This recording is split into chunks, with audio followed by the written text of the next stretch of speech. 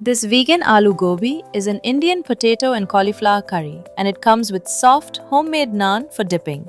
You need potatoes, cauliflower, tomatoes, onion, garlic, and ginger, plus turmeric, cumin, ground coriander, and garam masala.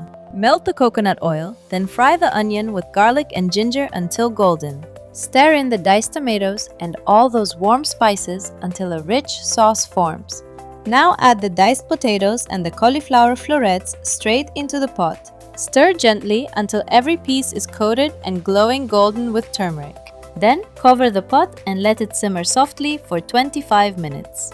Finish with a dollop of coconut yogurt, plenty of fresh cilantro, and tear the warm naan straight into the curry.